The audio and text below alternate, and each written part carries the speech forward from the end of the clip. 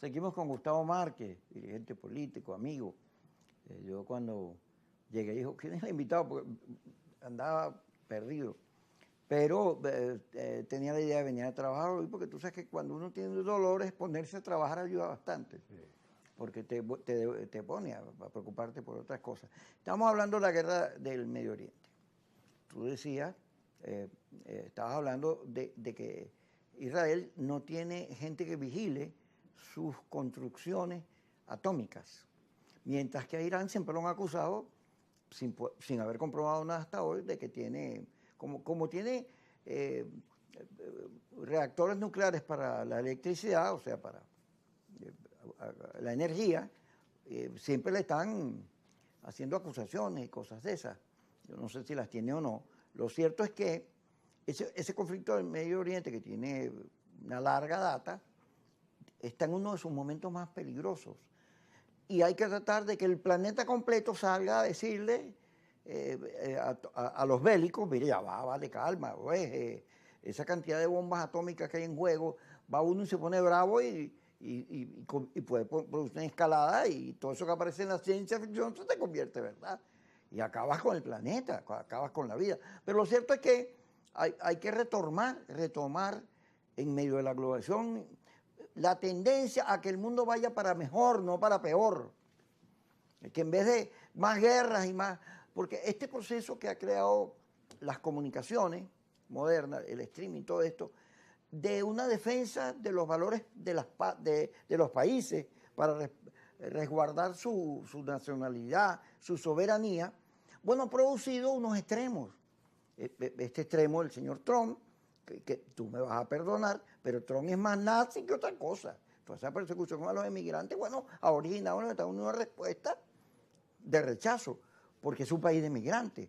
Pero además, la inmigración, ayer leía esta ONG que preside Tomás Páez, que decía que de Venezuela se habían ido 9 millones de venezolanos. Yo decía, wow. Entonces, la inmigración es un recurso para los que buscan futuro, para los que tienen una situación de conflicto y buscan salidas. Entonces, el actuar contra la migración, porque los nacionalismos europeos tienen ese discurso anti-inmigrante. Sí. Y cuando tú empiezas en estos lados, está bien, defiende la patria, defiende tu territorio, tu país, que es tu cultura, pero defiéndela como éramos los venezolanos. Venezuela era un país donde como en la época de las dictaduras la gente venía aquí a resguardarse, porque era un espacio de libertad, de encuentro, etc. Tiene que haber una política, una defensa del nacionalismo para rescatar, como te decía antes, oye chico, lo mejorcito de la raza, no lo peor, no esta rabia, esta cosa, esta guerra que ha sido la constante de la historia humana, pero que además nunca se terminan. Estas guerras tienen ya no sé cuánto tiempo y están ahí y la gente como si nada ya. Sí, entre otras cosas, no se terminan porque recuerda que la economía estadounidense concretamente depende de la guerra, como lo dijo Eisenhower con mucha claridad. Es un país bélico. Exacto, es bélico, pero que usa la guerra como una palanca económica para generar, digamos, crecimiento económico en Estados Unidos, porque a través de la guerra logra impulsar justamente esa industria que es conexa a la aviación y a todo lo que significa el sistema de armas, que mueve todo tipo de cadenas industriales y además les permite justamente reconstruir los países después de la guerra, porque ese es el juego. Primero destruyen y después reconstruyen. Y ahí está un gran negocio que les ha permitido moverse. Eso lo decía Eisenhower claramente, diciendo, ese es el gran... El motor. El motor, uno de los motores principales del proceso. Mira, todo lo que es el desarrollo tecnológico que estamos viviendo, eso primero ha sido, y es definitivamente, tiene un propósito militar. Por ejemplo, la inteligencia artificial. ¿La Internet?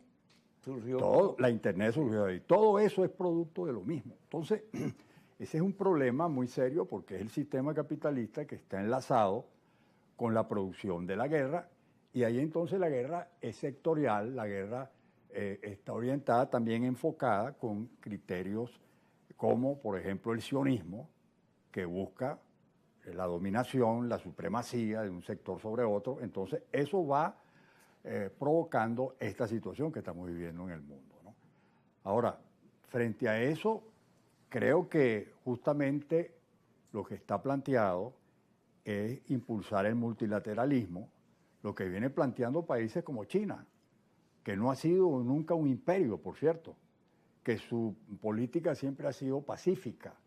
Y más allá de que ellos busquen, pues, por supuesto, dominar el mercado y una serie de cosas, lícitamente poderlo hacer, sin embargo, hay que señalar que, digamos, tiene una posición muy clara. Por ejemplo, ahorita ha planteado, frente al tema de Israel, ha salido a decir, momentico, vamos a pararnos allí, no puede ser, vamos a buscar un entendimiento, porque además también son afectados, como es afectado todo el mundo, ¿no? Entonces, por eso yo creo que es preocupante esta situación. También me preocupa algo, y quiero señalar esto de manera muy puntual. Por ejemplo, esa declaración que dio María Corina Machado, ayer creo. Ajá, sí. Sí, diciendo, prácticamente está señalando que en Venezuela, pues, se están construyendo drones y hay un armamentismo. De hecho, pues, la alianza de Irán con Venezuela es peligrosa para Occidente, para Estados Unidos. Y eso es un llamado velado, pues, prácticamente a intervenir el país por la vía, pues, de que hay que liquidar a un enemigo que es aliado del enemigo principal, que en este caso es Irán, en este momento, en esa guerra particularmente.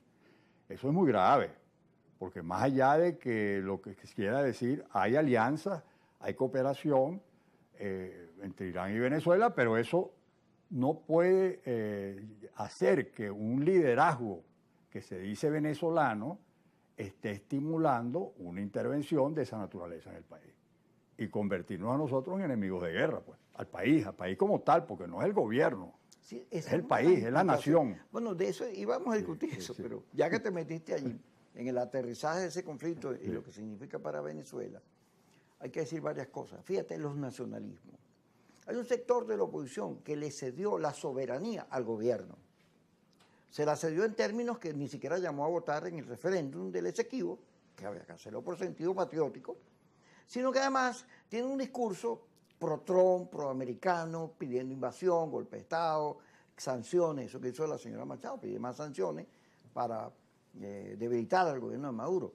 Pero ese discurso tiene esa puesta en escena, que bueno, somos defensores de la libertad, los derechos humanos, la democracia, tiene esa puesta en escena que le da un valor épico, estamos luchando contra la dictadura, etcétera. Pero el gobierno también juega.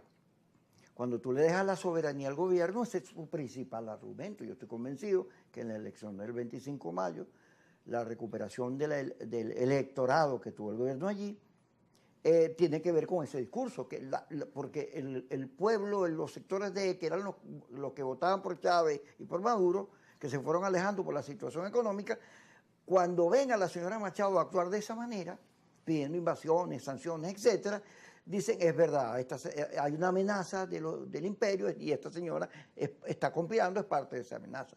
Entonces, eso le sirve al gobierno. Bueno, todos los días salen denuncias de conspiraciones de todo tipo.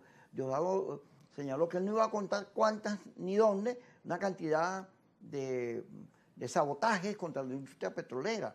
Y todos los días agarran a alguien y denuncian a alguien. Esta cantidad de tensiones que se dan todos los días, la base de todo ese clima es la conspiración, la intriga. Porque la gente puede pensar, yo por lo menos soy muy proamericano, me encanta La Vega, Nueva York, la cultura americana, Hollywood, es un gran pueblo, como el pueblo de Israel. Yo no soy antisemita ni nada de eso.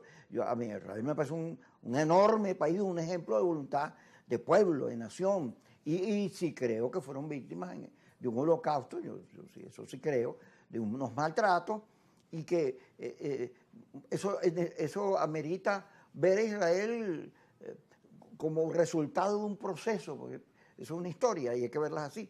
Pero este clima de intriga se nutre de las amenazas que provienen de sectores de este tipo, que además no solo pelean con el gobierno, pelean con todo el mundo. Todo el que no está de acuerdo con ellos es un venderío, un traidor, una cosa de esa. Pero el gobierno termina diciendo y haciendo y moviendo y consolidándose porque tiene a quienes argumentan de esa manera, los tiene allí y les sirven, tienen un doble propósito. En la guerra que está planteada, en esa confrontación, les son muy útiles. Eso lo vamos a discutir cuando regresemos, porque vamos a ir al corte y ya estamos con Gustavo Márquez.